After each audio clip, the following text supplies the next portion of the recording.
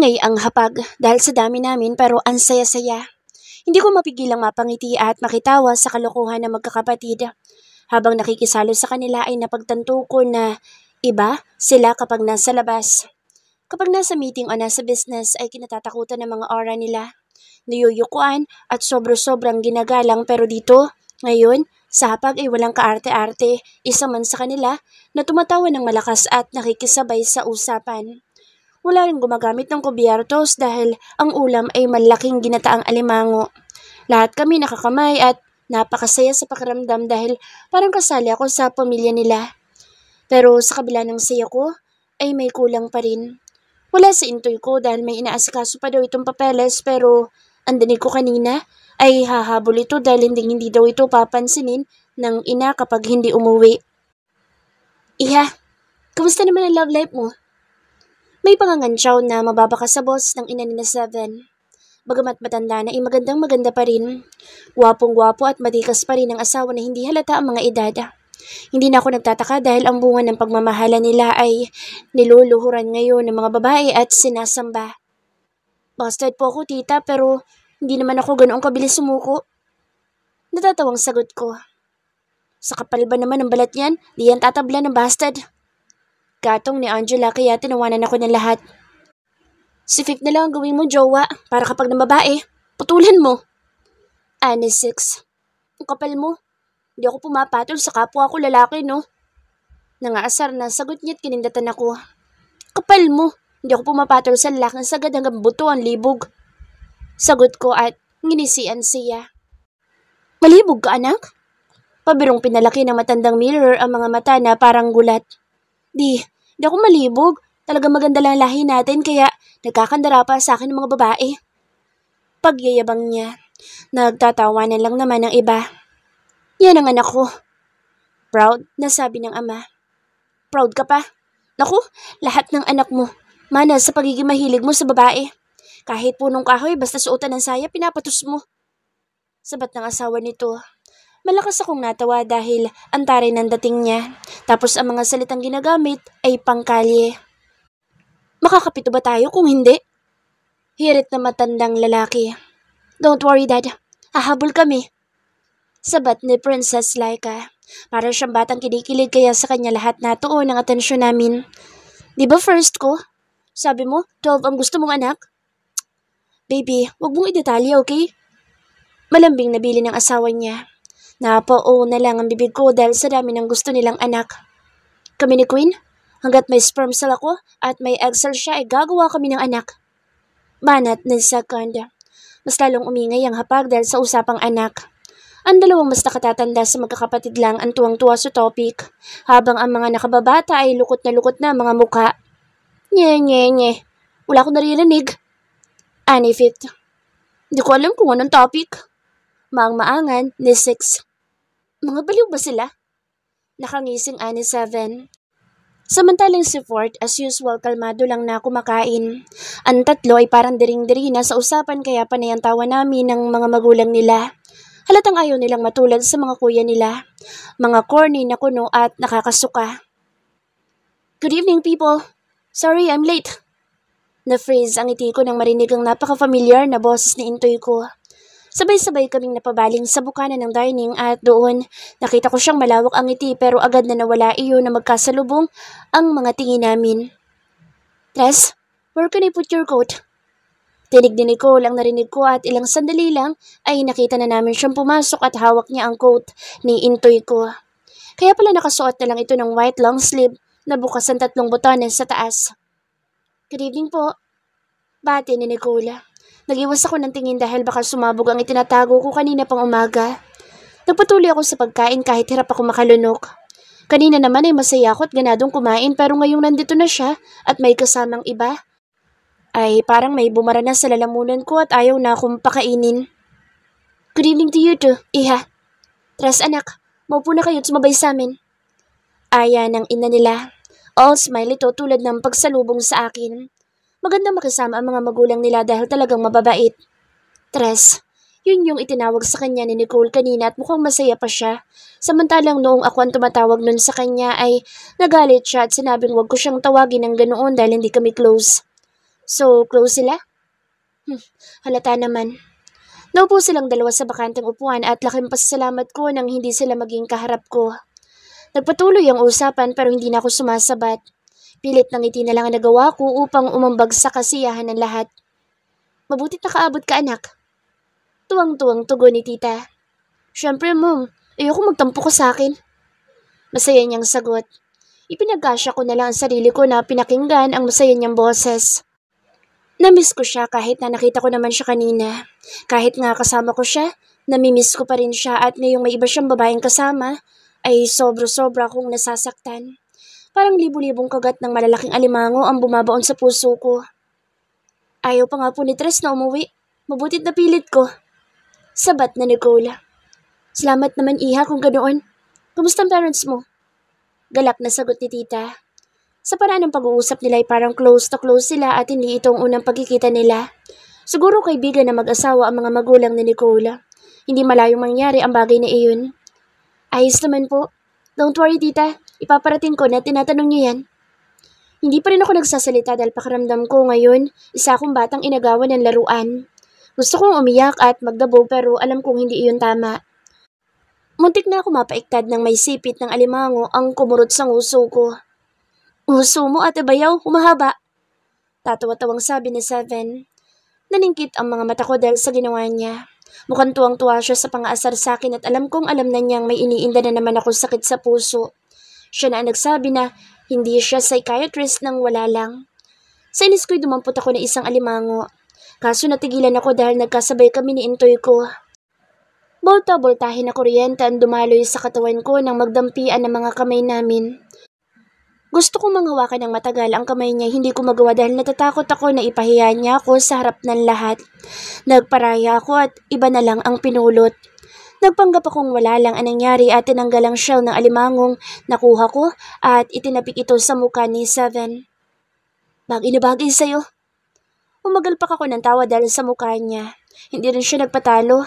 Gamit ang kamay na galing sa pagkain ay kinurot niya magkabila kong pisngi. Mas bagay sa'yo. Tugon niya. Napairap ako sa kanya dahil ramdam ko ang panlalagkit na mukha ko. Tumingin ako sa hapag para maghanap ng tissue pero wala akong makita. Nanlaki ang mga mata ko nang may dalawang panyo na bumungad sa harap ko. Nagpabalik-balik ang tingin ko kay Intoy ko at kay Fort. Si Fort at Seven ang katabi ko kaya mas malapit sila sa akin unlike kay Intoy ko ay lihis sa pwesto ko. Hindi ako nakagalaw lalo at sa amin napunta lahat ng mga mata na pag-aari ng mga tao sa hapag.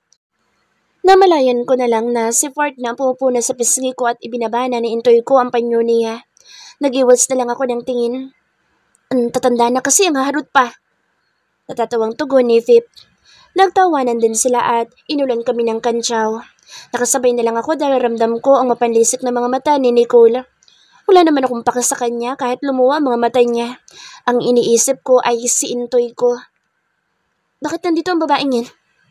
Bagamat kalmado ay ramdam ko sa tanong ni Intoy ko na hindi siya natutuwang nandito ako. Inibita ako na Angela. Sagot ko. Umiling si Angela. Hindi ko siya iniimbita. Lihim ako ng gigil sa kaibigan ko na inilaglag ako. Ngumisi pa siya sa akin habang sinusubuan sa second. Ako nagsama sa kanya dito. Ani 7. Inimbita ko siya. Ani 5. Inaya ko siya. Ani 6. Kaibigan siya ng Reyna ko kaya welcome siya dito. Ani 2. Napangiti ako nang sabay-sabay nilang sabihin ang mga sagot nila. Ito ang outcome ng pagpapalakas ko sa kanila dahil hindi nila ako iniiwanan sa ere. Samantalang sa Angela ay lakas mang asar. Alam ko namang mahal ako niyang kaibigan ko. May tok-tok nga lang sa ulo. Huwag assuming Kuya Tres. Hindi lang ikaw ang gwapo sa pamilya. Pangasar ni Fip.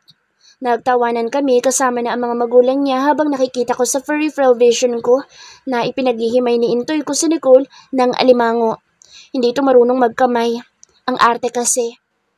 Pagkatapos nito, sa pool tayo tumambay, Bayaw. Kainin natin yung dala mo kanina. Ani 6. Oo ba? Malakas kayo sa akin eh. Malakas kasi naliligaw. Kantsaw ni 7. Naliligaw ka, Grace? Di ba babae ka? Singit ni Nicole sa usapan. Nginitian ko siya. Oo, naliligaw ako. Si Intoy kong nililigawan ko at hindi naman kaso sa akin kung akong babae. Biglang naging seryoso ang mukha ko nang salubungin ko ang tingin ni Intoy ko. Ako lang kasi yung tipo ng tao na hindi kinahihiya na mahal ko siya. Kahit pa sabihing napaka-desperada ng move ko, ay ayos lang. Walang hiya-hiya sa akin kapag pagmamahal na ng Intoy ko ang usapan. Madiin ang bawat bigkas ko sa mga salita para daman niya. Right, third? Nagsalubong ang mga kilay niya bago nagkibit balikat. I don't think so. Natama nagiging panliligaw mo sa Intoy mo kung nagkapaglandian ka naman sa ibang lalaki. Tahasan niyang sagot pero hindi ko pinahalatang nasaktan ako sa akusasyon niya. Ang bibig mo, Tres. Saway ni tita. It's okay, tita. Awat ko at muling itinuon sa anak niya ang mga mata ko. Ganoon talaga ang mga tao sa lipunan. Makita ka lang na nakikipag-usap o nakikibagay sa mga lalaki. Ay malandi ka na kung babae ka. Hindi naman na magbabago iyon cause our society is full of judgmental people. Ngumiti ako sa kanya. Ngiting nagsasabing saktan mo lang ako ng saktan sa mga salita at kilos mo. Dahil hintayin ko na lang napapagod ang puso ko at ito mismo ang susuko sa pagmamahal sa'yo. Kahit naman naliligaw ako sa Intoy ko, ay may iba akong dapat na gawin dahil may mga taong umaasa sa akin. Kung gusto niya naman palang maging mundo ko siya, bakit ayaw niya akong bigyan ng pagkakataon para gawin iyon? Ang gulo niya, di ba? Pahabol ko.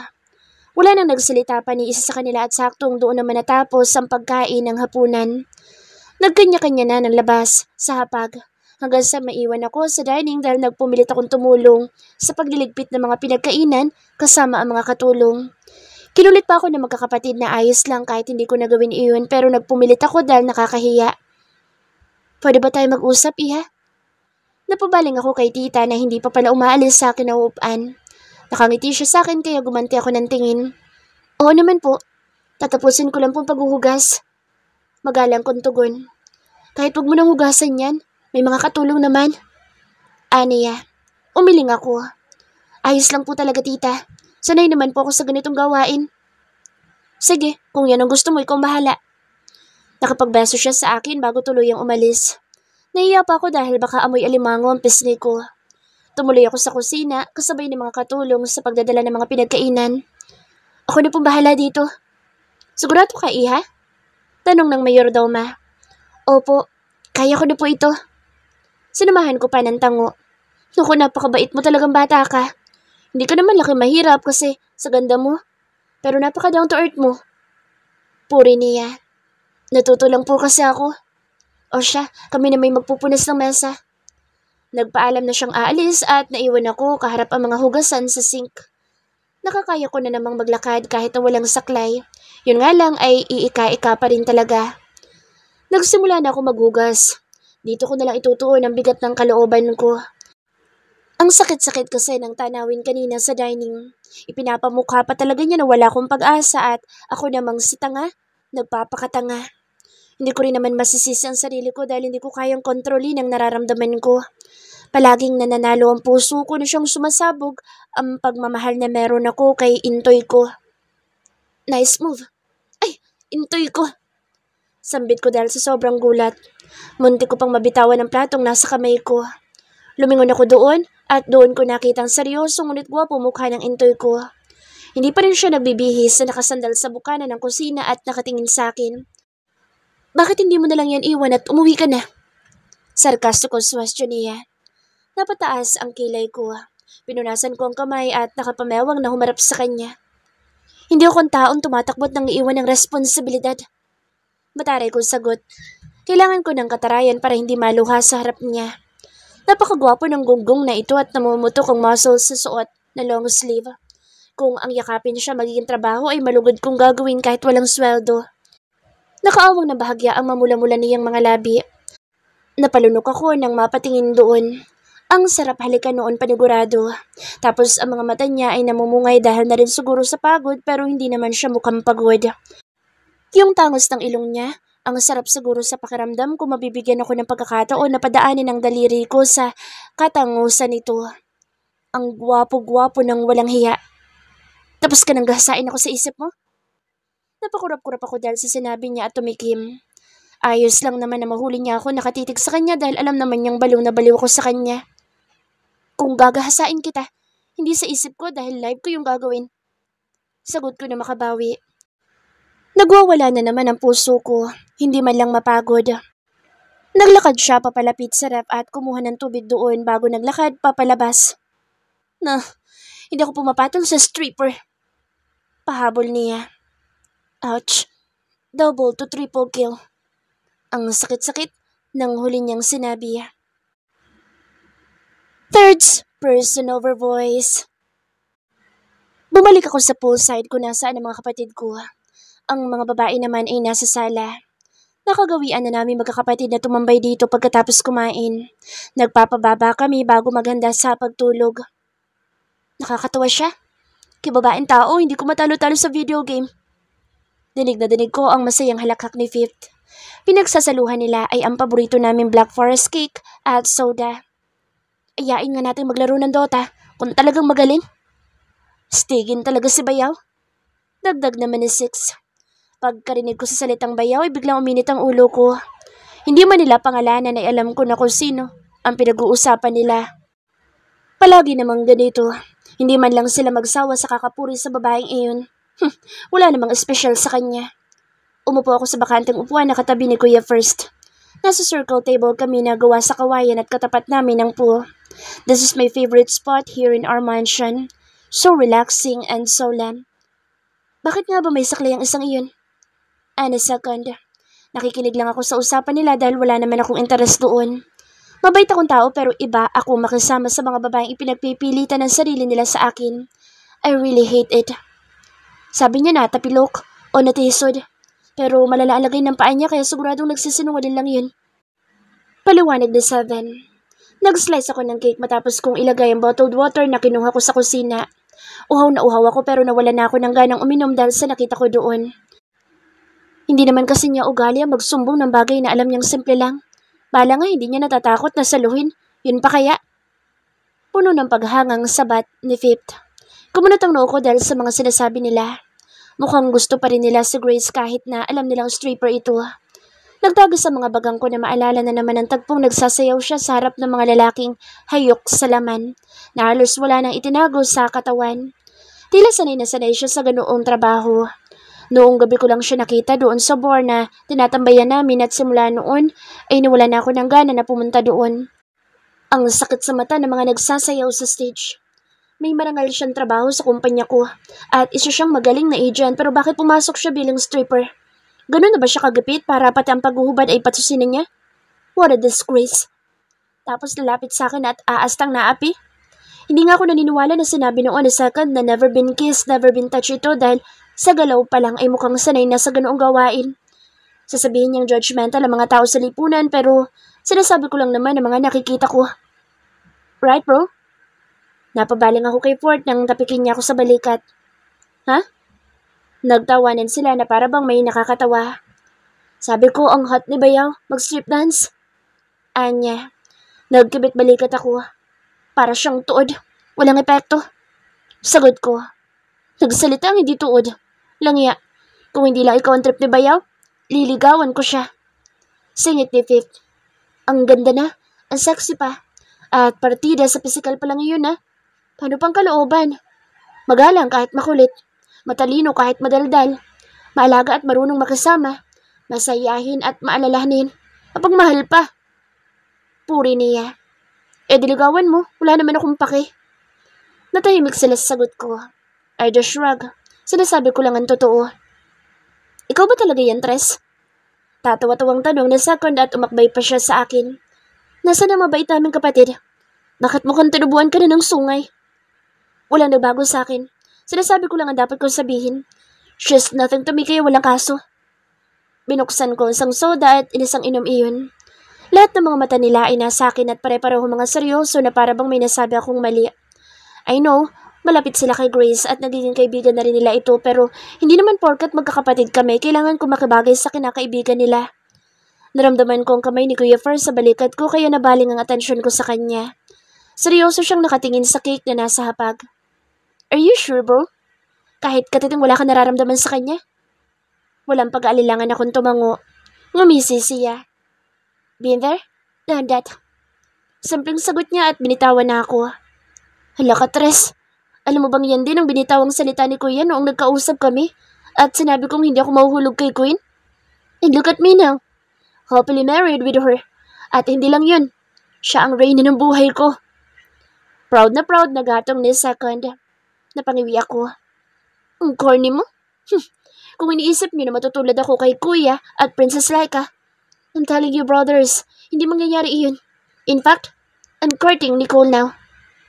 Muli na naman silang natahimik na ipinagkibit-balikat ko lang. It's true. Kanina lang ay tinanong ko si Nicole kung pwede ko ba siyang ligawan at pumayag siya. Matanda na ako at kahit anong pag-iwas ko ay alam kong dadating ako sa puntong gugustuhin ko mag-settle down. Kaya ngayon ay sisimulan ko na.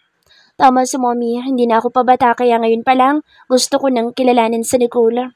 Her parents is my family's friend kaya hindi mahirap ang bagay na iyon. Para na rin tigilan ako ni Grace dahil wala siyang makukuha sa akin. Naiirita na ako sa pagpapakita niya ng motibo sa akin kaya siguro naman titigil na siya kapag nalaman niyang may gusto na ako. Then good luck bro. Maganda rin naman si Nicole at sexy. Isa pa, malapit na kaibigan na rin natin ang kanila. Sabi ni Fort na siyang una nagsalita. Naks, kailangan ko na palang isabak sa blind date si Bayaw para hindi na matagang. Natatawang sabi ni Fip. Napapailing na lang ako at humangad sa kalangitan. Napakaraming bituin sa langit at napakaliwanag ng buwan kaya gumaga ng pakiramdam ko. Nakakapagod rin ang trabaho ko at minsan lang ako makapag-stargazing. Nang ibaba ko na ang tingin ko ay nahagip ng mata ko sa Grace. Nasa veranda ito ng kwarto ni Mommy at nakatayo sila doon at nag-uusap habang may hawak na tasa ng kape. Nagkatinginan kami at kahit gabi nakikita ko ang masaya at maluwang niyang ngiti habang nakatingin sa akin. Naikuyom ko mga kamao ko, saka nag-iwas ng tingin. Ate Bayaw! Sigaw ni Seven at kumaway sa gawin nila. Kumaway pabalik sa Grace. Bakit? Tara, inuman tayo, may sasabihin ako. Sagot ng kapatid ko. Mamaya na lang. Sigaw niyang pabalik bago muling itunuon ang atensyon ko'y Mommy. Nagtatawanan sila at kitang-kita sa mga mata ng ina ko na naaaliw itong kausap ang babae. Lahat naman dito sa bahay ay naaaliw sa kanya. Ako lang siguro ang hindi. Napakakulit at daldal niya. Masyadong clingy at bulgaran kung magpahayag ng damdamin. Mga katangiang ayaw ko sa isang babae. Bumalik sila sa pag-uusap-usap habang ako'y nakatuon lang ang tingin sa dalawang babaeng nag-uusap sa may veranda. Walang tigil sa pagkibot ang labi ni Grace habang napapahampas sa braso ni Mommy. Parang wala siyang pilay kung gumalaw at ang saya-saya niyang tingnan. Ngumunguso pa ito na parang bibi. Balon na sa tres. Humingiti na mag-isa. Dinig kong sabi na sa akin kaya napabalang ako sa kanya at mambabatukan siya nang marinig kong boss ni Nicole. Tres, can you do me a favor? Malambing nitong tanong. Tumango ako. Sure, what is it? Nauuhaw ko sa ako. Gusto ko ng water. Napangiti ako na makita ang tubig na nasa harapan ko. Kinuha ko yun at iniabot sa kanya. Here, hindi ko pa naiinuman yan. Tinanggap niya iyon at nagpaalam na babalik sa loob. Sa lubong mga kilay na dumating si Angela at mukhang masama ang timpla. Yung inilakad niya papunta dito, bakit hindi na lang siya tumuloy sa kusina para kumuha ng tubig? Mataray na tugon ito at tumabi sa asawa niya sa kabilang parte na may bakante. Nahihiya lang yun. Tugon ko. Nahihiya? Nahihiya ba siya nang utusan kanya na parang siya may-ari ng bahay? Pabalang na sagot niya. Napailing na lang ako. Kung malakas ang tama ni Grace sa utak, well, pati na rin ang kaibigan niya. Tatahitahimik lang yan pero kapag nagalit sobrang nakakapanginig ng buto. Normal lang naman yun sa babae. Sabi ko pa at nginitian siya. The hell? Naging babae ang asawa ni First. Babae ako at babae sa Grace pero hindi kami nag-iinarte ng ganun. Anya. Nagtawanan kami dahil sa pag-aalburuto niya. Alam ko kung bakit siya nagkakaganyan. Dahil kahit palagi niyang inaasar ang kaibigan niya ay madalas niya itong ilakad sa akin at ngayong dinala ko si Nicole dito ay galit siya para kay Grace. Don't worry, Queen. Hahanap tayo ng blind date sa kaibigan mo para makalimutan sa tres. Hinalikan siya ni Second sa pisngi. Ew! Yuck! Langya ang sagwa! Get a room! Iba't ibang reaksyon namin dahil sa nasaksihan. Ramdam na ramdam ko ang pagtatayuan ng mga balahibo ko sa batok at mga braso dahil sa pagiging corny nila. Mga gago! Inggit lang kayo! Asar ni Second. Huwag na oy! Sabay-sabay namin sagot at nagtawanan. Ibinalik ko ang tingin ko sa veranda kung saan nandoon pa rin sina Mommy at Grace pero ngayon ay magkayakap na sila. Nagsalubong ang mga kilay ko na makitang nagpapahid ito ng luha. Ano naman kaya nangyari sa babaeng iyon na tumiiyak? Umiling lang ako. Wala din naman akong pake kahit na umiyak siya. Susunod na linggo ay birthday na ni Seven. Anong plano mo, bro? Pag-iiba ko sa usapan. Ngumiti ito. Tumatanda na pala ako. Anyway, gusto ko lang ng simpleng dinner at pagkatapos ay mag-pool party tayong pamilya. Ayaw mo ng malaking party? Tanong ni Kuya First. Mabilis siyang umiling bilang sagot. Alam niyo namang ayoko sa ganoong bagay. Basta kumpleto tayo, ayos na sa akin. So Grace, kunin mo tagaluto. Suwestyon ni Angela. Marunong siya magluto? Tanong nila. Ako tahimik lang habang nilalaro ang tinidor na nasa kamay ko. Graduate siya ng culinary at sa kabila ng pagiging madaldal niya ay napakasarap niya magluto. Kwento niya. Bakit naging agent siya kung culinary naman pala ang tinapos niya? Bakas ang kuryosidad sa mga matalisik habang nagtatanong habang ang iba ko pa mga kapatid ay matiim lang na nakikinig. Naging agent siya para matutong lumaban at ipagtanggol ang sarili. She's alone since she was 6, ayon sa kwento niya. Dahil ang ama niya ay hindi niya alam kung nasaan at ang ina niya ay walang pakaalam sa kanya. She is a chef, at the same time agent. May 3 siyang restaurant na naipatayo sa sariling sikap at madalas siyang umalis ng bansa dahil sa mga kumukuha sa kanya para maging cook ng mga party. Hindi madalas magdaldal sa Angela pero kapag nagiging masipag ito sa pagsisalita ay mga may kabuluhang bagay lang ang lumalabas sa bibig niya. Tulad ngayon, she's talking about her friend na may pagmamalaki na mababakas sa mga mata. Hindi siya ordinaryong babae lang. Mahirap siya magtiwala sa kahit na sino at takot magmahal. Kaya nga kahit 29 na siya ay wala pa rin boyfriend. Pero nililigawan niya sa 3. And a second. That only means one thing. Totoong mahal niya sa 3. May kasiguraduhan sa boss nito na para bang alam na alam niya ang bagay na iyon. I'm impressed. Mangang tugon ni Fort. At kapag nasayang ang pagkakataon na nagmahal siya, ngunit hindi nasuklian, ay siguradong hindi na ito iibig. Tumingin siya sa akin at kumisi. Anong klaseng tingin yan? Inis kong tanong. Tumawa siya, tawang mapang-asar. Alam mo bang napakaswerte mo dahil sa'yo siya na humaling? Nag-iisa lang ang Grace, ang Jojo, sa mundo. Kaya kapag sinayang mo, napakatanga mo. Madiin niyang tugon. Wala akong magagawa. Hindi ko siya mahal kaya wala akong sinasayang. Pagtatanggol ko sa sarili. Just saying. Anya. Tres, bakit hindi mo bigyan ng chance sa Grace? Pagkoy, sabi ni Fifth. Are you insane? Hindi ako papasok sa isang relasyong walang pagmamahalan. Asik ko. Kunti na lang ay mapuputol na ang pasensya ko sa takbo ng usapan. Ano bang hindi malinaw sa mga katagang hindi ko siya mahal? Mahal mo ba si Nicole? Tanong nila. Natigilan ako at parang nalunok ang dila ko dahil wala akong mahanap na salitang isasagot. Alam mo ba na kapag nagmahalan tulad natin ay wagas? Hindi sa pinangungunahan kita pero hindi ko kasi nakikita ang wagas na iyon kapag tumitingin ka kay Nicole. Opinyon ko lang naman. Seryosong tugon ni Second. Basta ako, ang payo ko, sana wag mo kong tularan na sinaktan ng sobra ang babaeng mahal ko. Ani Kuya First. Napailamos ako ng mukha dahil sa punto nila. I hate this dumb conversation. I don't love her. Grace, person over voice. Tita, nandito na po ako. Nakamit yung pag-agaw ko sa pansin ni tita. Pagkatapos ko maghugas ay agad kong tinanong mga katulong ko nasaan siya dahil sabi niya ay gusto niya ako makausap. At dito nga ako sa silid niya dinala na isang katulong. Pahirapan pa ako sa pag-akyat dahil sa paa ko. Nakatayo siya sa veranda na magarang silid habang nakangiti itong nakatanaw sa baba. Come here, Iha. Masayang bungad niya sa akin. Nang makalapit ako ay may inaabot siya sa akin. Isang tasa ng hot chocolate na kinuha niya sa mesang gawa sa salamin na naririto sa veranda. Itinabi ko na muna ang saklay ko bago iyon inabot. Nagpasalamat ako at sumandal sa railings katabi ng kinatatayuan niya. Ang gwapo ng mga anak ko, diba? Tanong niya. Napangiti ako at napatingin sa lugar na kanina niya patinitingnan. Nasa poolside ang magkakapatid at masasayang nag-uusap-usap. Opo, pero mas gwapo po si intoy ko. Sagot ko. Tumawa siya at bumaling sa akin. Nakakatuwa talagang pagtawag mo ng ganyan sa binata kong si Tres. Anya at sumimsim ng kape. Siya ang pinakamabait kong anak. Masununin at mapagmahal ng sobra sa mga kapatid kaya pinakaiingatan ko yan. Bigla naging seryoso mukha niya kaya lumitaw ang pagiging mataray nito na ngayon ko lang nakita. Sinalakay ako ng kaba dahil sa seryosong tingin niya sa akin. Walang halong pagbibiro at pang-aalas ka. Boto ako sa'yo para sa tres ko. Dahil nakikita ko ang sarili ko sa'yo noong mga panahong ganyan ng edad ko sa'yo. Tinapik niya ang balikat ko.